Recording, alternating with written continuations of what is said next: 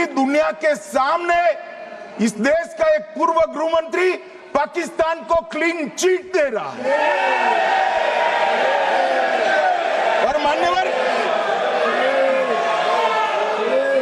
और मान्यवर वो पाकिस्तानी आतंकवादी नहीं थे ऐसा बोलकर श्री चिदंबरम अगर पाकिस्तानी आतंकवादी नहीं थे तो पाकिस्तान पर हमला क्यों किया वो भी सवाल खड़ा कर रहे हैं।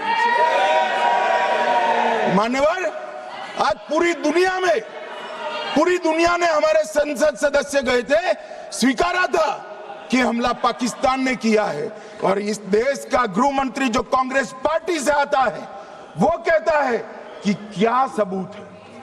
अरे मुझसे मांगते हैं, मैं दे देता, टीवी से मांगते हैं, पूरी दुनिया के सामने उजागर करते हैं, सब सुबह खड़ा करते हैं।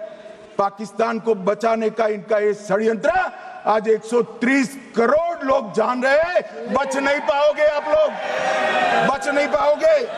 मान्यवर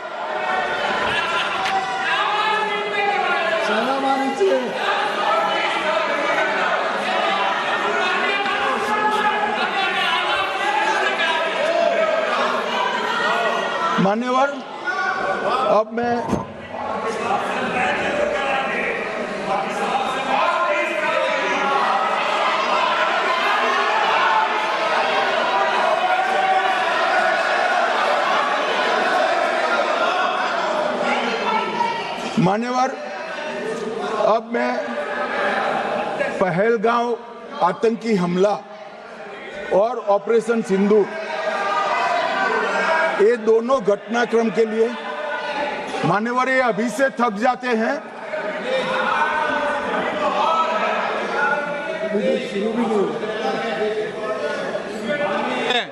प्लीज बैठिए।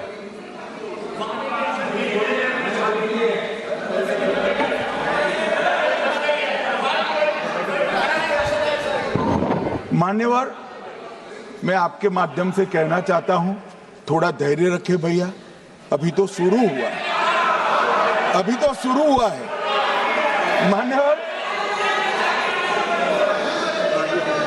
मैं पहलगांव आतंकी हमला और ऑपरेशन सिंदूर के बारे में पूरा घटनाक्रम बताना चाहता हूं। कल ढेर सारे सवाल उठाए, वैसे तो मुझे लगता था कि कल रक्षा मंत्री जी के भाषण के बाद शायद कांग्रेस पार्टी सपोर्ट में भाषण देना शुरू करेगी, और अगर थोड़ी बहुत जनता की इच्छा की परख होती तो वो ही करते, मगर नहीं करा, क्योंकि रक्षा मंत्री जी ने बहुत बारीकी से ऑपरेशन सिंदूर की सफलता, इसकी जरूरियात, इसकी प्रासंगिकता और इसके परिणाम, इसके बारे में बहुत अच्छे तरीके से सदन के माध्यम से पूरी देश की जनता के सामने रखा जाए। मगर फिर भी उन्होंने बहुत सारे सवाल किए। अब सवाल किए हैं तो मुझे जवाब देना भी पड़ेगा, उनको सुनना भी पड़ेगा। मान्यवर मैं पूरा घटनाक्रम बताना चाहता हूं। मान्यवर 22 अप्रैल को पहलगांव में आतंकवादी हमला हुआ, इसमें 26 लोग मारे गए, 25 भारतीय और 1 नेपाली नागरिक। हमने उसी वक्त मैं श्रीनगर जाने के लिए निकल गया, रात को ही सुरक्षा बलों की मीटिंग कर ये भाग न पाए इसकी व्यवस्था की। माननीय मोदी जी ने 23 और 30 अप्रैल को CCS की मीटिंग चेयर की। ये कह रहे हैं, मैं आज बताना चाहता हूं कि CCS की 23 अप्रैल की मीटिंग में क्या हुआ।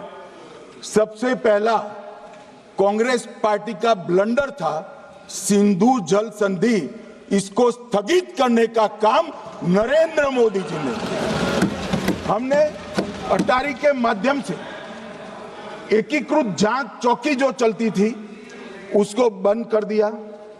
पाकिस्तानी नागरिकों के सार्क वीजा को सस्पेंड कर सभी को वापस पाकिस्तान भेजने का काम किया।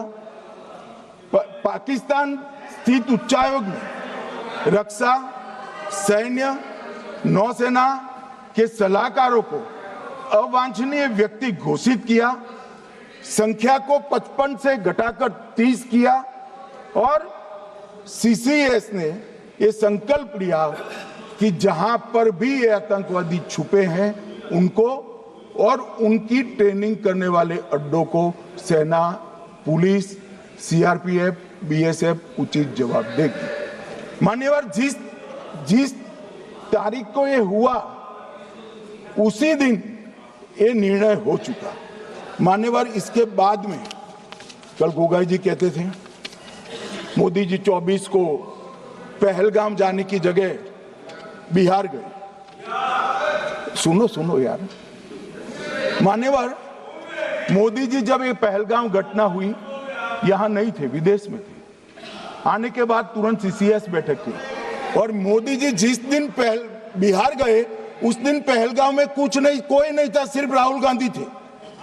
सारे लोग चले गए थे, सारे लोग वहां से अपने अपने ठिकाने पर चले गए थे, मगर इन्होंने एक बात कही, उस पर मेरी आपत्ति है मान्यवर। उन्होंने कहा 24 अप्रैल को चुनावी भाषण किया। मान्यवर, देश का नेतृत्व करने वाले देश के प्रधानमंत्री की फर्ज होती है कि देश की संप्रभुता पर, देश के नागरिकों पर अगर ऐसा जघन्य हमला होता है तो जनता की भावनाओं के अनुरूप जवाब देना चाहिए। मान्यवर, मैं आज आपकी परमिशन से मोदी जी के बिहार भाषण के कुछ अंश पढ़ना चाहता हूं। कोट अनकोट है। 22 अप्रैल